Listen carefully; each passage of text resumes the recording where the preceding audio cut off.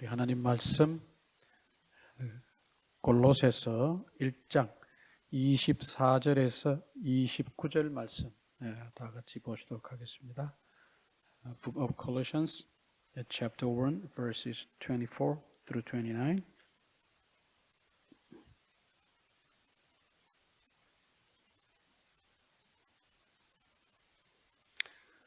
다 같이 찾으셔서 뜻을 생각하시면서 천천히 같이 읽겠습니다. 시작. 나는 이제 너희를 위하여 받는 괴로움을 기뻐하고 그리스도의 남은 고난을 그의 몸된 교회를 위하여 내 육체에 채우노라. 내가 교회의 일꾼 된 것은 하나님이 너희를 위하여 내게 주신 직분을 따라 하나님의 말씀을 이루려 함이니라. 이 말씀은 만세와 만대로부터 감추어졌던 것인데 이제는 그의 성도들에게 나타났고 하나님이 그들로 하여금 이 비밀의 영광이 이방인 가운데 얼마나 풍성한지를 알게 하려 하심이라. 이 비밀은 너희 안에 계신 그리스도시니 곧 영광의 소망이니라. 우리가 그를 전파하여 각 사람을 구원하고 모든 지혜로 각 사람을 가르치면 각 사람을 그리스도 안에서 완전한 자로 세우려 함이니 이를 위하여 나도 내 속에서 능력으로 역사하시는 이의 역사를 따라 힘을 다하여 수고하노라. 아멘. 오늘 말씀 속에 오늘 설교 제목에 있는 것처럼 복음의 일꾼, servant of gospel 이라고 한 말은 나오진 않습니다. 그러나 우리가 지난주에 보았던 본문의 마지막 절 23절의 끝부분에 가시면 이런 표현이 나옵니다. 한번 읽어보실까요? 23절, verse 23, 시작. 만일 너희가 믿음에 거하고 터 위에 굳게 서서 너희 들은 바 복음의 소망에서 흔들리지 아니하면 그러하리라. 이 복음은 천하 만민에게 전파된 바요 나 바울은 이 복음의 일꾼이 되었노라. 23절과 24절이 편의상 내용적인 그런 면을 우리가 고려할 때 단락을 구분을 지을 수 있다고 우리 성경에 보면 24절 앞에 이렇게 작은 동그라미가 있죠. You can find in this small circle in verse 24 is kind of dividing the verses according to the contents or sometimes the flow of the verses or the passages. 거기에 보면 그렇게 구분이 되어 있는데 사실은 23절, 24절이 성경 원어에서는 구분이 있을까요, 없을까요? 구분이 없어요. 그냥 계속해서 이어지는 그런 내용입니다. 그러나 이 내용을 편의상 우리가 어떤 내용의 어떤 이해를 위해서 구분을 이렇게 해서 이렇게 동그라미 표를 해놨습니다. 뭐 어떤 분들은 이것이 인쇄의 편의성을 위해서 이제 그래 하기도 했다 하는데 하여튼 우리는 그 전자를 따라서 그 내용의 그 이해의 편의성을 위해서 구분할 수 있다. 단락을 이제 그래 봅니다. 근데 사실은 다 이어지는 그런 말씀 속에 24절 이하에 쉽게 말하면 복음의 일꾼으로서 무슨 일을 하느냐, 복음의 일꾼이 무엇을 선포하느냐, 복음의 일꾼은 무엇을 전하느냐라고 하는 그런 내용으로 우리가 본다면 23절 끝부분에 나와 있는 나 바울은 이 복음의 일꾼이 되었노라라고 하는 말씀 굉장히 중요합니다. 그러니까 거기서 자기가 복음의 일꾼이기 때문에 복음의 일꾼인 자기는 이런 일들을 주님의 부르심을 받아서 한다라고 이제 얘기하는 겁니다. 그래서 사실은 23절과 24절이 단락 구분에 의해서 편의상 구분이 되지만 연이어지는 말씀 속에서 24절 이하에는 복음의 일꾼이 무슨 일을 하느냐 하는 것을 볼 수 있는 그런 내용이다 이렇게 볼 수 있습니다. 그래서 여러분 마음속에 오늘 본문 속에는 복음의 일꾼이라고 하는 그런 단어가 표현이 안 나오나 사실은 23절과 연계해서 볼 때 복음의 일꾼이 무슨 일을 하느냐 하는 것을 보여주는 것이라고 전제하시고 말씀을 보시면 더 이해가 쉬우리라 믿습니다. 24절에 나는 이제 너희를 위하여 받는 괴로움을 기뻐하고 그랬습니다. 그러니까 복음의 일꾼이 기본적으로 갖춰야 될 아주 뭐랄까요 근본적인 그 자세, 태도는 이 복음을 전하는 과정 속에서 만나는 고난에 대해서 어떤 태도를 가져야 하는 그런 아주 중요한 내용이 바로 24절의 그 앞부분에 있는 내용입니다. 그러니까 복음을 전하는 사람은, 사도 바울의 얘기는 그렇습니다. 복음을 전하는 사람은 그 괴로움을 기뻐할 수 있어야 된다. 복음을 전하는 과정 속에서 만나는 그 고난을 기뻐할 수 있어야 된다. 그리고 자신은 이렇게 말을 할 뿐만 아니라 그대로 자기는 이 말씀대로 지금 복음을 전하고 있다는 것이죠. 그가 복음을 지금까지 쭉 전해오면서 숱한 sufferings, 괴로움, 고난을 맞이했었는데 다 그것을 기쁨으로 감당하고 지금 현재도 복음을 전하다가 결국은 지금 로마의 감옥에 와서 지금 죄인 아닌 죄인으로 지금 갇혀 있는데 사실은 그것 자체도 그는 뭐 하고 있다?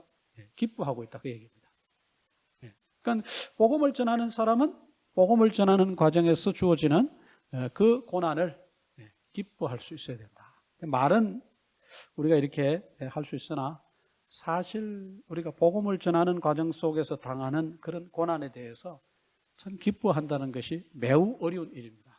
그러나 우리가 인생을 살면서 나 자신의 어떤 목표와 목적을 이루기 위해서 그 과정을 쭉 살아가는 가운데 내가 당하는 어떤 어려움도 굉장히 감당하기가 어렵습니다. 왜 내 인생에 나는 그래도 나름대로 도덕적으로 윤리적으로 바로 살려고 하고 정의와 쉽게 말하면 이웃을 사랑하는 것을 실천하며 살려고 하는데 왜 나에게 내 인생에 이런 어려움이 오느냐? 이렇게 해서 사람들이 많은 질문을 던지지 않습니까? 그런 질문들이 있다는 것은 우리가 인생에서 고난을 만날 때 그것을 감당하기가 매우 어렵다는 것입니다.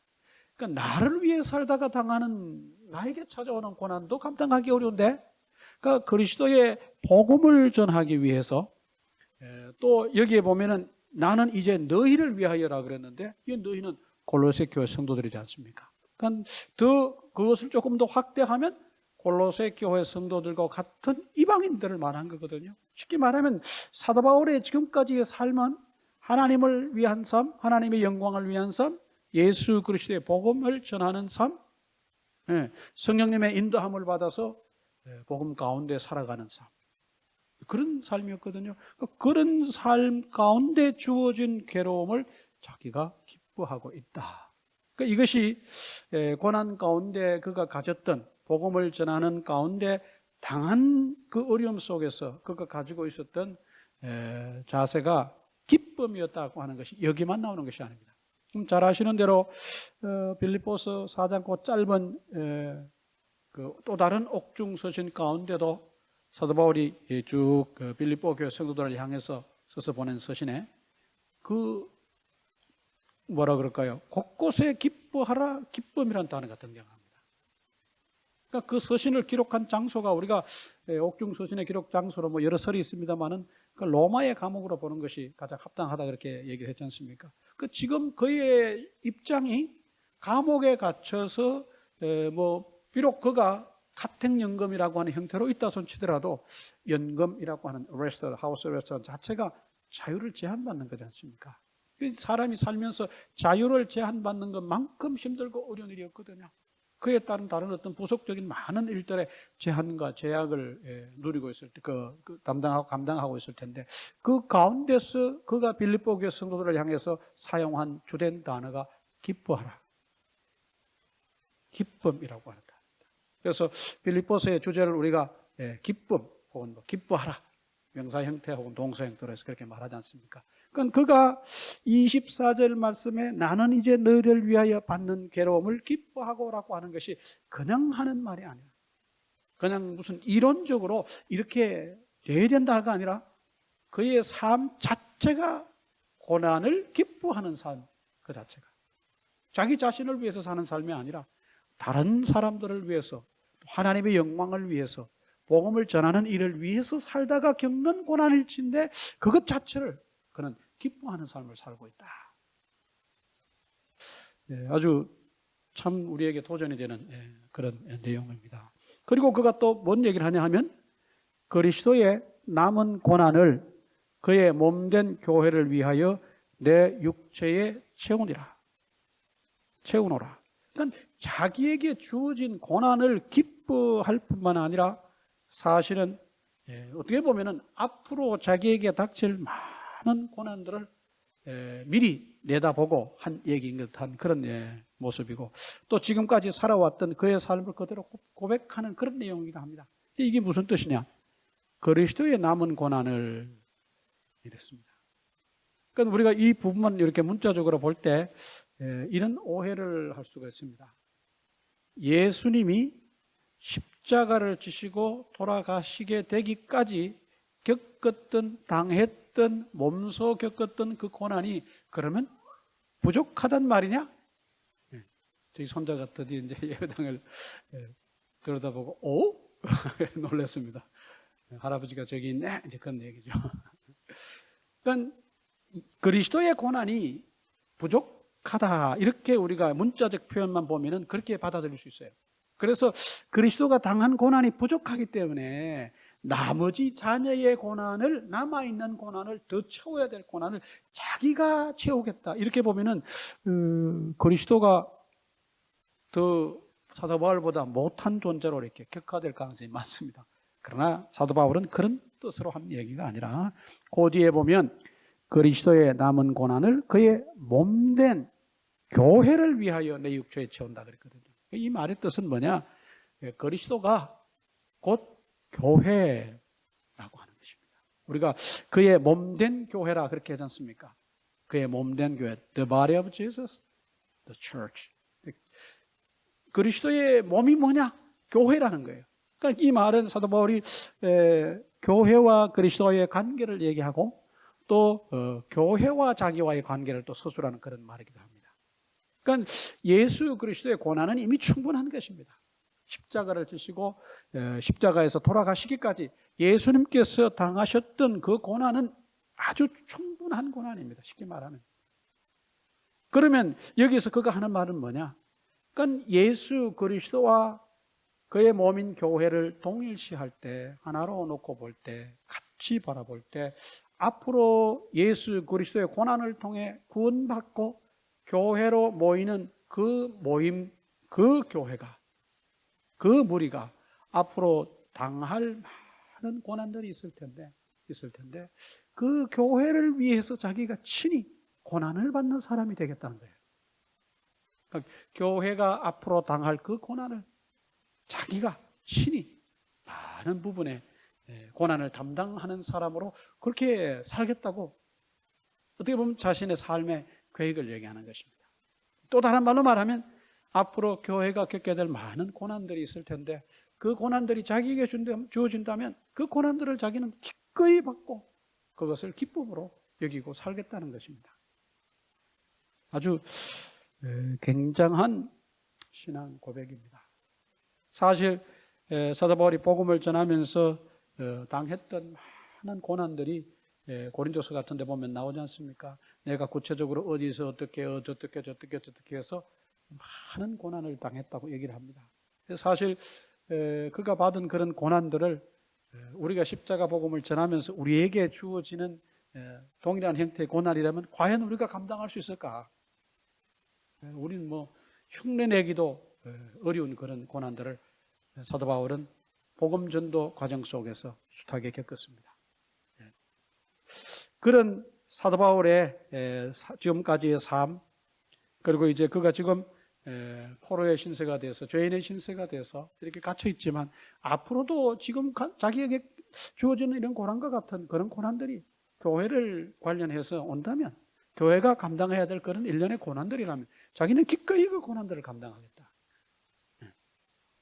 24절 전체를 바라볼 때 복음의 일꾼인 23절에서 나 바울은 이 복음의 일꾼이 되었노라라고 고백하면서 그 일꾼은 그저 낭만적인, 아주 감성적인 어떤 그런 일꾼이 아니라 삶의 현장 속에서 많은 십자가 복음을 인해서 겪는 고난들을 기쁘게 감당할 뿐만 아니라 앞으로도 그 고난을 감당하겠다고 하는 그런 기본적인 명확한 자세가 있음을 이렇게 고백하는 그런 내용입니다.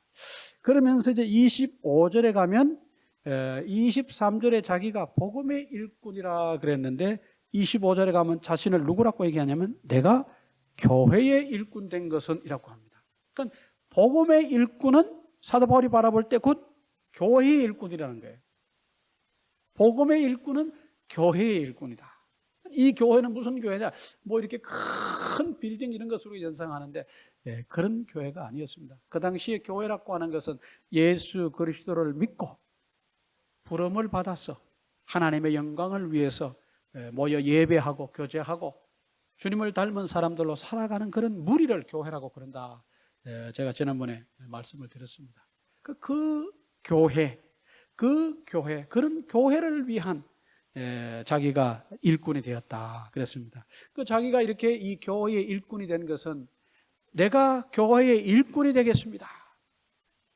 내가 보니까 교회라고 하는 이 공동체가 참 멋있고 그래서 내가 그런 어떤 교회를 대변하고 그런 교회를 위해서 희생하고 헌신하는 그런 교회의 일꾼이 되겠습니다. 이래서 일꾼이 된 것이 아니라 뒤에 와서 보시면 하나님이 너희를 위하여 내게 주신 직분을 따라 그랬습니다. 그러니까 자기가 교회의 일꾼 된 것이 누구의 직분을 따라? 하나님이 주신 직분을 따라서 그렇게 됐단 말입니다. 그러니까 서신서의 앞부분에 보면 편지를 써서 보내는 사도 바울이 자신을 소개할 때 늘 그런 얘기합니다. 하나님의 뜻으로 말미암아 예수 그리스도의 사도된 나 바울은 그가 자주 쓰는 표현입니다. 좀 자기 소개가 앞에 거창하게 길게 붙어 있으나 그것을 떼면 사도 바울의 존재 의미가 없어지는 겁니다. 하나님께서 그를 이미 어머니의 복중에서 구별하셔서 선택하셔서 복음의 일꾼으로 하나님께서 세우셨다. 그것이 바로 직분을 따라요. 하나님의 부르신 부름을 따라 하나님의 소명하심 according to God's calling. 그러니까 하나님이 부르셔서 교회의 일꾼이 되었다라고 그렇게 이제 고백을 합니다. 그리고 자기가 이렇게 교회의 일꾼이 되고 이렇게 직분을 따라서 이렇게 되게 된 것은 결과론적으로 하나님의 말씀을 이루는 일이라 그랬습니다. 그건 당연하지 않습니까? 하나님이 그를 부르셔서 이미 하나님의 말씀이죠. 하나님께서 그를 부르셔서 이방에 복음을 전하는 사람으로 세웠다라고 하는 것 자체가 하나님이 사도 바울을 향해서 가지고 계셨던 말씀들을 이루는 일이었고 아주 1차적으로는 그렇습니다.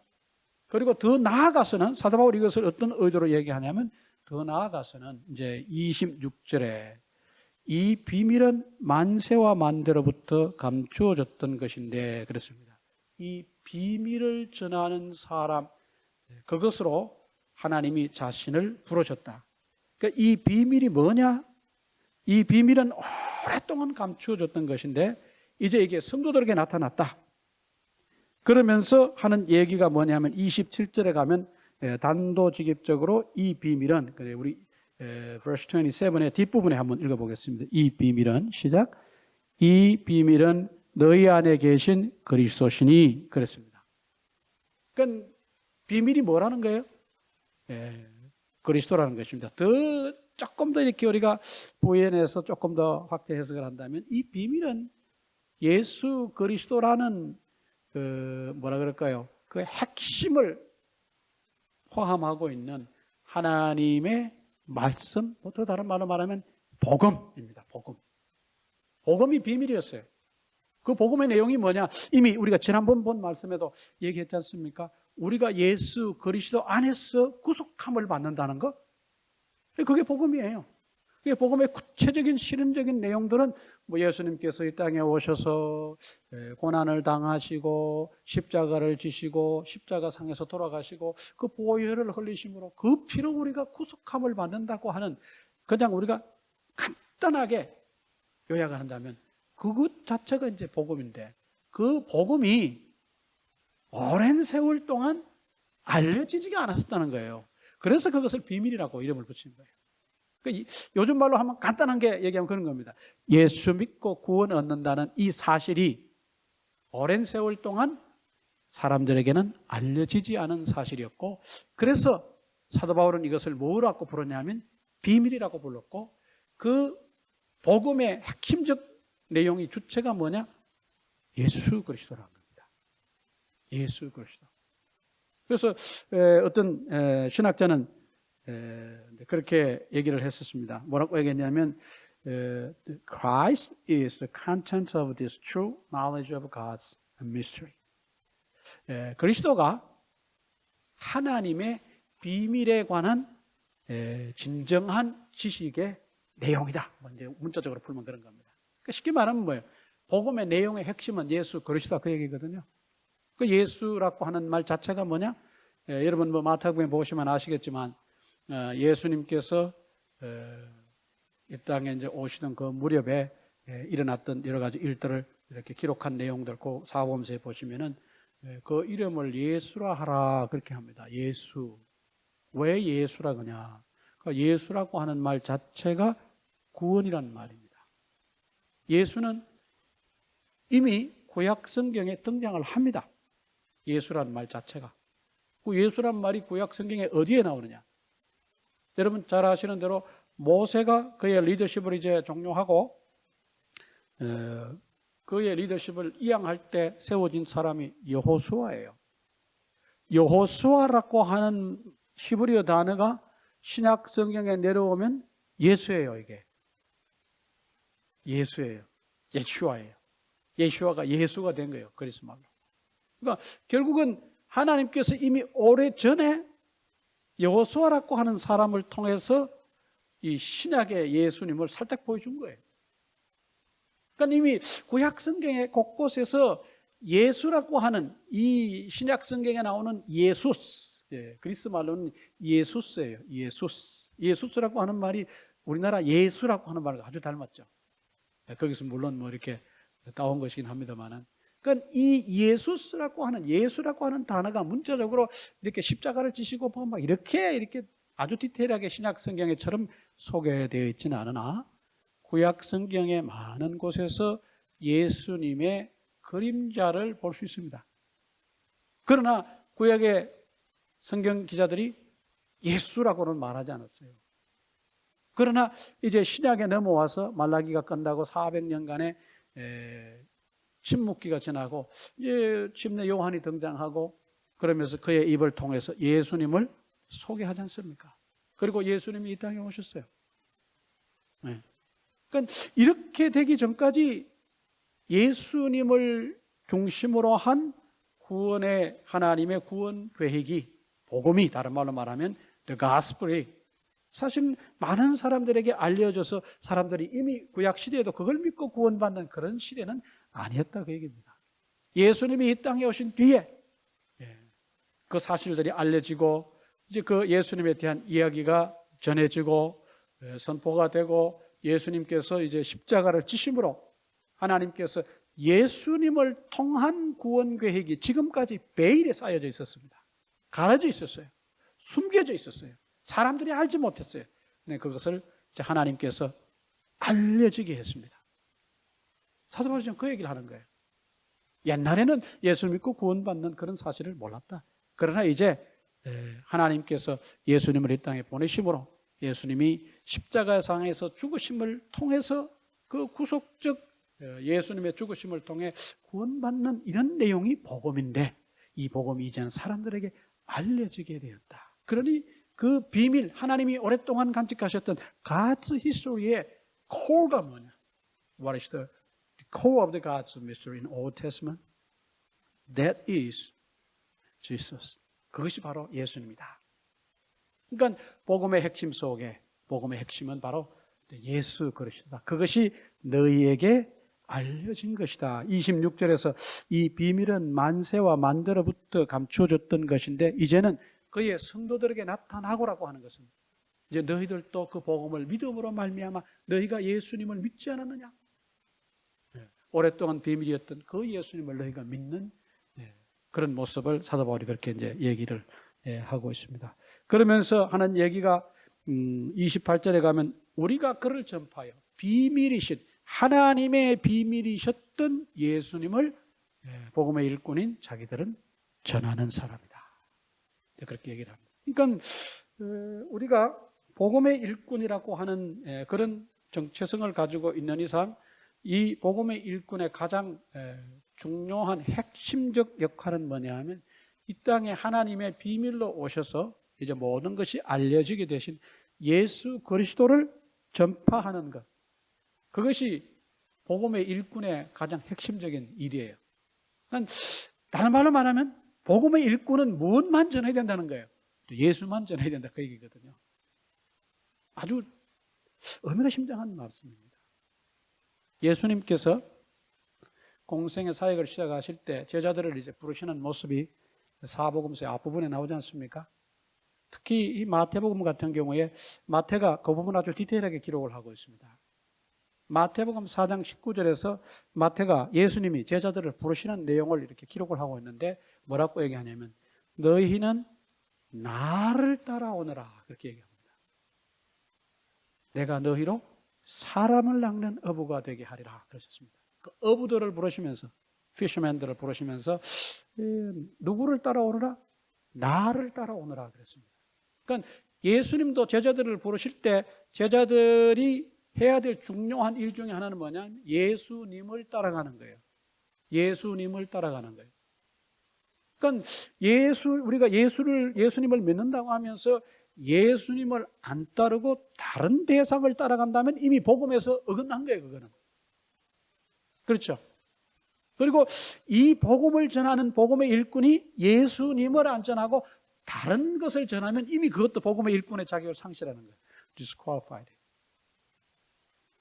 아주 쉬운 얘기 같고 별 의미가 없는 듯하나 굉장히 중요한 얘기입니다. 오늘날 훌륭한 능력 있는 많은 복음 전도자들 혹은 목회자들이 소위 복음을 전하고 있습니다. 그런데 어떤 복음 전도자는 이름은 복음 전도자인데 그 복음 전도자의 복음의 내용에는 예수님이 거의 등장을 하지 않습니다. 예수님을 안 전하고 그 이외에 부대적인 것들만 계속 전하는 겁니다. 쉽게 말하면 뭐 예수 믿으면 이렇게 복 받아서 이렇게 잘 된다는 얘기들을 많이 주로 합니다. 그걸 좀 고상한 말로 유식한 말로 하면 prosperity theology입니다. 소위 말하는 번영신학이. 그게 하나의 이론으로 체계화되어 있고 많은 목회자들이 그거를 전해가지고 쏠쏠하게 재미 보고 있어요, 지금도. 사람들이 복음의 일꾼으로 예수님을 전하는 삶은 어떻게 보면은 진정한 믿음이 없이는 가기 어려운 길이거든요. 그리고 상당히 희생을 많이 해야 됩니다. 자기 자신을 많이 내려놓아야 됩니다. 자존심도 내려놓고 남들에게 뭐 그냥 바보처럼 보여질 때도 있고 자기의 많은 것들을 희생해야 되는 그런 삶이에요. 그것보다는 그거를 살짝 둘러서 디투어 해가지고 그걸 비켜서 가는 거예요. 이거 예수 믿으면 뭐 이렇게 잘 되는 거 좋은 것만 있다 그러니까 그게 훨씬 더 쉽고 이지하거든요. 그러니까 사람들이 예수님을 따르는 길은 주님이 가신 그 길처럼 고난의 길이거든요. 예수 믿다가 고난 받는 것을 베드로는 이상하게 여기지 마라 그렇게 얘기를 합니다. 그리고 제가 팬데믹이 시작될 때 빌보스를 가지고 어떻게 보면 우리가 이렇게 갑작스러운 고난이라고 생각하나 예수 믿는 삶 자체가 뭐예요? 고난이 없을 수가 없는 삶이라고 제가 그렇게 설교를 했었어요. 그러니까 예수 믿는 것은 어떤 의미에서는 고난을 전제하는 것이고 의미하는 것입니다. 근데 그거 사람들이 싫어합니다. 희생해야 되고 어렵고 힘드니까. 그러니까 많은 복음 전도자들이 그거 말고 살짝 예수님의 십자가 복음은 비켜서 잘 되는 거, 뭐 복 받는 거 이런 것만 전하는 겁니다. 그런데 이상하게도 사람들이 예수 그리스도 십자가에 대한 십자가를 듣고 더 좋아해야 되는데 사람들은 뭐예요? 후자를 듣고 훨씬 더 좋아한다는 거예요. 더 많은 사람들이 모인다는 거예요. 그러니 그 복음을 전하는 사람 입장에서는 이게 약발이 맞는구나 해서 그를 전파하는 것이 아니라 예수를 전파하는 것이 아니라 뭐를 전파하는 거예요? prosperity를 전파하는 거예요. 잘 되는 거, 신나는 거, 이런 걸 전파하는 거예요. 예. 그리고 많은 교회들이 소위 말하는 겉으로는 church growth라고 하는 말을 얘기하지만 그 내용을 조금만 더 들어가 보면 예수님을 뺀 church growth가 너무 많아요. 그러니까 예수님이 조금만 계시고 나머지는 다 뭐냐 하면은 다 그런 거예요. 그런 걸로 처치 고스라고 하는 그런 걸로 메꿔서 이제 프로그램도 하고 뭐도 하고 해서 사람들을 인크리지해서 이렇게 많은 사람들이 모일 수 있게끔 하는 것을 처치 고스라고 그렇게 많은 분들이 그렇게 오해를 합니다. 근데 진정한 처치 고스는 뭐냐? 예수님의 십자가 복음을 듣고 이 길이 고난의 길임에도 불구하고 내가 주님 닮고 고난의 길로 가겠습니다 하는 사람들이 많이 모일 때 그게 이제 That's a real church growth입니다. 그게 진짜 진정한 교회의 성장이거든요. 근데 그렇지 않은 것 같아요. 제가 보는 교회는 많은 경우에 예수 이외의 것을 따라갈 때 훨씬 더 교회가 빨리 소위 말하는 우리가 흔히 아는 말로 쉬운 말로 부흥하고 그 뭡니까 growth in numbers 그 숫자적인 면에서 훨씬 더 빨리 인크리스하는 것 같아요. 왜 그러냐? 우리 마음속에 고난을 싫어하는 것이 있기 때문에. 그러나 사도 바울은 여기서 명확하게 얘기를 합니다. 28절에서 우리가 그를 전파하여 각 사람을 구원하고 모든 지혜로 각 사람을 가르치면 그렇게 명확하게 얘기했습니다. 그러니까 자기들은 오늘날보다 더 복음을 전하기에 더 열악하고 어려운 형편이었어요. 복음 전하다가 자기의 생명을 내놓아야 되는 상황임에도 불구하고 예수 믿으면 박해를 피해가고 이 어려운 시국에도 정말 잘 살아갈 수 있으면 그런 얘기를 일절 안 했어요. 뭔 얘기했냐면 이거 예수 믿고 따라가다가 죽는다. 잘못하면 자칫하면 그렇게 될 수도 있다. 그 얘기를 자기들은 계속했다는 거예요. 그러면서 이것을 하기 위해서 모든 지혜로 각 사람을 가르쳤다. 이제 복음의 진리로 성도들을 가르쳐서 주님을 따라가는 길이 고난의 길이지만 그 길로 따라가도록 자꾸 얘기했다는 겁니다. 목회자가 이제 설교를 하게 되면 어느 목회자는 다 마찬가지일 겁니다. 자기가 한 설교에 대해서 성도들이 열광적으로 반응을 하고 예배가 끝났을 때 목사님 설교 오늘 은혜 받았습니다라고 하는 말을 듣기를 다 좋아할 거예요. 그런 유혹이 다 있어요. 그래서 성도들이 좋아할 만한 타픽으로 이렇게 설교하고 싶은 그런 유혹 아닌 유혹도 늘상 존재합니다. 성도들이 싫어하는 거, 죄, 회개, 심판, 지옥, 헌신 이런 얘기는 가급적이면 피해가려고 하는 타픽들입니다. 대부분은. 왜? 전하는 사람도 껄쩍지근하고 듣는 사람도 그게 불편한 타픽이거든요. 그런 내용들은. 그건 사실 많은 부분에서 예수, 회개, 심판, 죄 이런 얘기가 설교 가운데 나와야 되는데 그건 안 나오고 다 다른 게 나옵니다. 사도 바울이 고린도서에서도 그런 얘기를 합니다. 우리가 누구를 전파하느냐? 예수 그리스도를 전파한다 그랬습니다. 그냥 다른 사람들은 어떤 자랑거리가 있을지 모르지만 나에게 자랑거리는 뭐냐? 예수 그리스도의 십자가 이외에는 나는 자랑할 게 없다. 근데 그 당시에 언변에 능한 철학자들의 궤변 아닌 궤변을 듣고 귀가 아주 높아졌던 그 시대의 사람들이 들었을 때 사도 바울의 내 자랑은 십자가 복음밖에 없다라고 하는 거, 내 자랑은 그리스도의 십자가밖에 없다고 하는 얘기는 무지무지 이렇게 차원이 낮은 얘기고 그들이 들었을 때 이해가 안 가는 내용이에요. 그래서 사도 바울은 그 얘기들을 거침없이 했습니다. 아주 유창한 연설을 듣고 그 연설에 막 감동이 되어서 흥에 겨워하는 사람들 앞에서 예수님이 십자가에 달리셔서 고통 끝에 피를 흘리고 너희 죄를 위해서 돌아가셨다. 이 얘기를 한 거예요. 찬물을 끼얹는 거죠. 쉽게 말하면. 그렇잖아요. 그런 거예요. 막 힘나는 노래를 하는데 어떤 사람이 탁 나타나가지고 이일송정하고 막 선구자 노래를 하는 거랑 똑같아요. 가곡을 거창하게 뽑는 거예요. 아주 찬물을 끼얹는 거거든요. 그러니까 사도 바울은 그렇게 복음을 전하고 다녔고 그는 입을 열면 그를 전파했습니다. 누구를? 예수 그리스도를 전파했다. 그러면서 뭐라고 얘기하냐면 우리가 이렇게 복음을 전하는 목적이 있다. 그 목적은 뭐냐? 다름이 아니라 각 사람을 권하고 모든 지혜로 각 사람을 가르치면 각 사람을 그리스도 안에서 완전한 자로 세우려 하느냐. 하나님 보시기에 기뻐하는 사람으로 세우기 위해서다. 그러니까 이것을 보면 오늘 우리가 좀 반성할 부분이 많지 않나 싶습니다.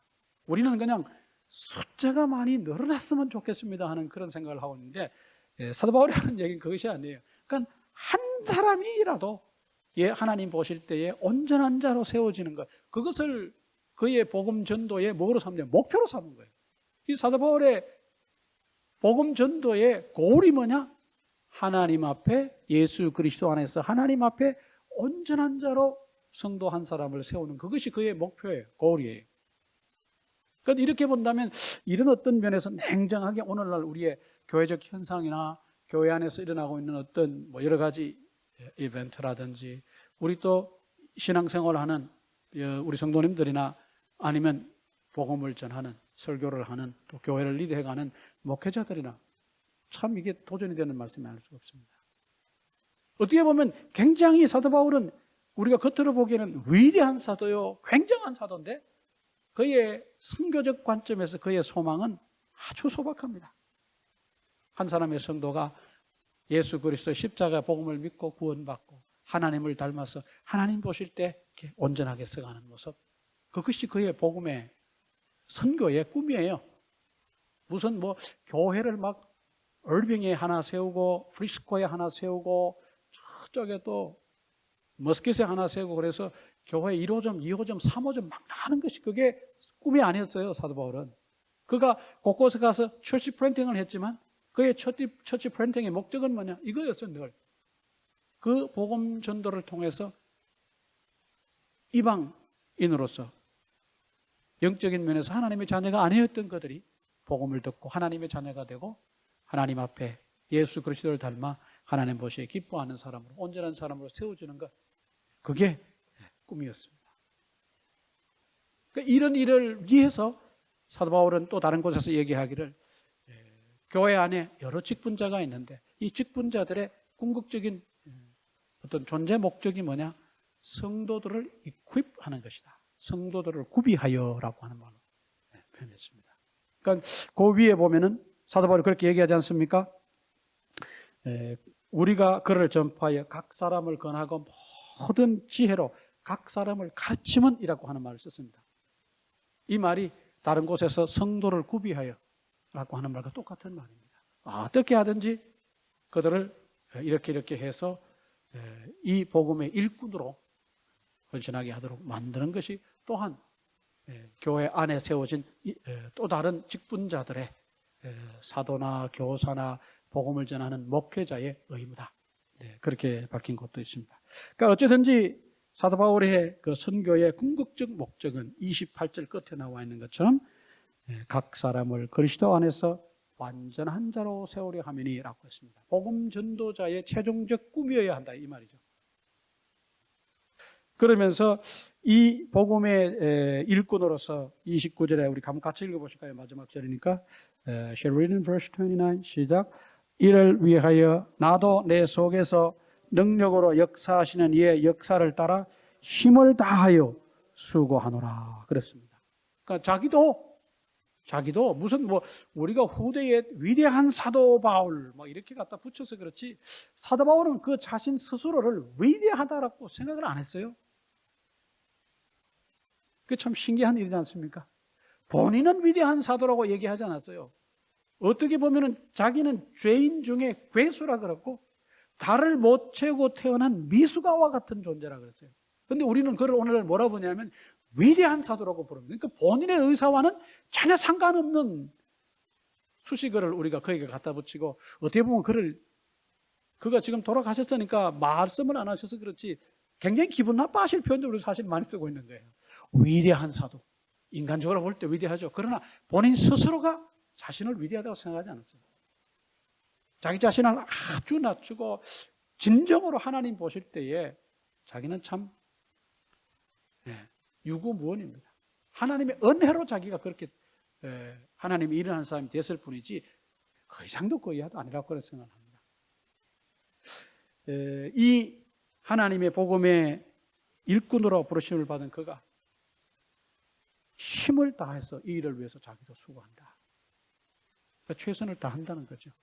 하나님의 부르심을 통해서 일꾼이 되어서 하나님의 부르심에 걸맞게 자기가 이 사역을 위해서, 이 일을 위해서 복음의 일꾼으로서 자기가 수고를 다 하고 있다. 열심히 하고 있다. 그 얘기입니다. 이게 오늘 우리가 대충 살펴본 이제 본문의 내용인데 이걸 통해서 우리가 좀 몇 가지 좀 정리를 해보길 원합니다.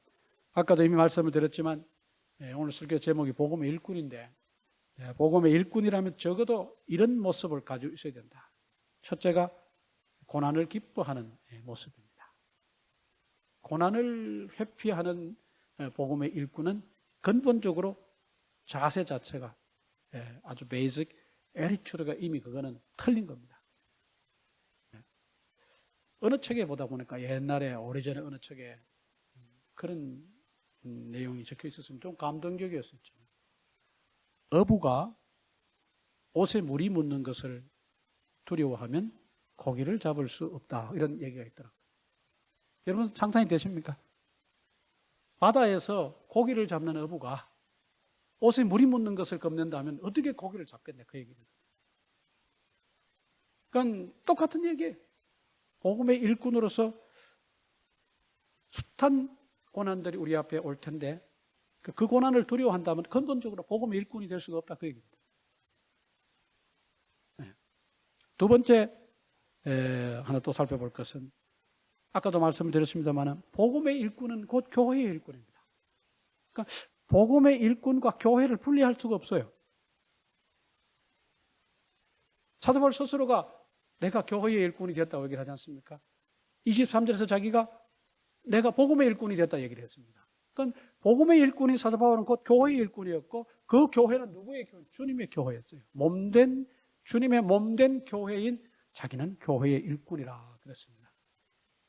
참 중요한 얘기입니다. 그러니까 오늘날 이 땅에 세워진 많은 숱한 제도가 있는데 그 중에 교회라고 하는 제도는 예수님이 물론 구약적 역사적 기원을 찾아 올라가서 광야교회라는 이름으로 학문적 얘기는 할 수 있습니다. 그러나 실제적으로 예수님께서 이 땅에 오셔서 공생의 사역 기간 동안에 내가 그 위에 내 교회를 세우시겠다 하셨고 이 교회가 예수님 언급하신 이 교회가 교회의 시발점이 돼서 그것이 이제 무리에서 조금 더 큰 교회로 예루살렘 교회 소위 말하는 교회가 되고 그 지역에 많은 작은 교회들이 이제 생겨나면서 오늘날 이제 숱한 역사의 업앤다운을 거쳐서 오늘날까지 이 교회라는 제도, 이 신앙적 영적 제도가 이렇게 내려와 있습니다. 그러니까 이 교회와 무관한 복음의 일꾼은 있을 수가 없어요. 사실 성경적으로 볼 때. 그러나 혹간 그런 경우를 봅니까 안 봅니까? 교회는 싫어하는데 자기는 뭐 복음을 전하는 사람이라고 이렇게 얘기하는 사람이 있는데 그것은 사도 바울 얘기가 이렇게 근거가 돼서 바라볼 때 그건 틀린 얘기입니다. 그러니까 교회를 떠나서 복음의 일꾼이 된다. 글쎄요, 그건 우리가 한번 좀 생각해 볼 부분입니다. 뭐 한때 교회사 속에 교회 밖의 구원이라는 말이 있긴 했습니다만 글쎄요.